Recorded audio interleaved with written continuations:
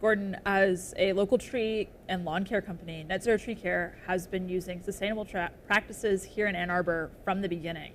How has this impacted you and your business? We really haven't seen much of an impact because we started with all electric equipment, but how it's affected our businesses with our client base. So we have two words I'd use to describe that is either outward support or curiosity. A lot of folks that are supporting green initiatives and are really environmentally conscious are already naturally drawn to us. But since we're also a veteran-owned company, a lot of customers also appeal to the fact that they're helping to support a veteran-owned company. But there's that curiosity: can the electric equipment do the same job? And we've impressed more people with the capability, from our leaf blowers to chainsaws, and now with our lawnmowers. We have yet to fail to meet and exceed customers' expectations with quality. In December 2023, Ann Arbor City Council passed an ordinance restricting the use of gas-powered leaf blowers within city limits. Krista, can you give me an overview of that ordinance? Yeah, so like you said, that ordinance was passed back in December, and it restricts the use of gas-powered leaf blowers within Ann Arbor city limits. So beginning this year, from June 1st to September 30th, gas-powered leaf blowers will be restricted or prohibited within Ann Arbor city limits. And then beginning January 1st, 2028, gas-powered leaf blowers will be prohibited throughout the entire year in Ann Arbor. Okay, so every year until then, it'll be that period of summertime? Correct. Okay. Yep, that period from June 1st to September 30th. Why was that ordinance passed, and tell me more about its intent? The intent of the ordinance is not only to promote the city's sustainability goals, but also to promote the health and welfare of Ann Arbor residents by reducing noise pollution and also air pollution and greenhouse gas emissions that are associated with using gas-powered leaf blowers. That's excellent. Thank you.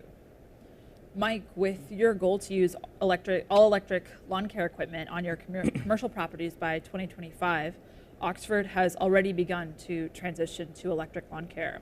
What prompted the transition, and how else are you preparing to reach your goal? Yeah, so about 2 years ago, we were in between cycles. So we typically sign our contracts for 3 years with landscaping, and we were in between cycles. So we sat down with A&H Lawn Care, who's been our partner in a lot of this, and started having those conversations about, what's it going to look like? As I mentioned, in 2017 is when we started looking at a lot of these initiatives and the technology. So we were like, now's a great time, right? We're in between, let's see what we can do. So came up with a plan. It's a plan that we've kind of talked about before, where each year we're 33%, 33%, 33%, getting there by 2025. And we're actually ahead of schedule. We're 100% electric with all of A&H's properties, and they manage about 70% of our portfolio right now. So we're taking kind of some of the bumps and bruises that they found along the way and work through, and trying to work with other vendors to avoid some of that and have a little bit smoother of a transition as we continue to get closer to that goal this year and look to get there next year. Well, that's really great. Congratulations. Absolutely. Thank you. Gordon, as a tree and lawn care company that is committed to sustainability, Net Zero Tree Care also uses electric lawn care equipment. Why did you decide to use electric equipment, and what has your experience been like?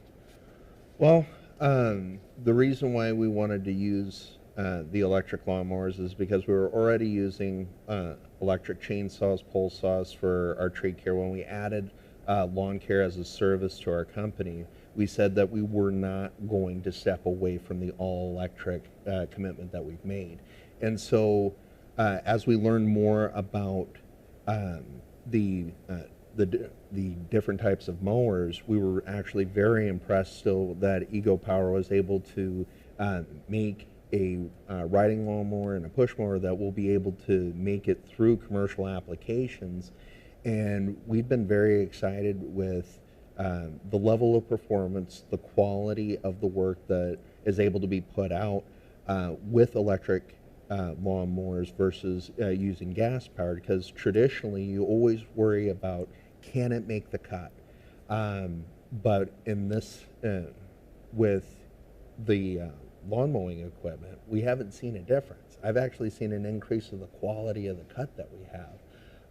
And the we're able to spend less time doing maintenance because we don't have so many lubricated points on the lawnmower. So it actually saves us time, which reduces our operating expenses, which allows us to have a lower price to pass that savings on to our customers.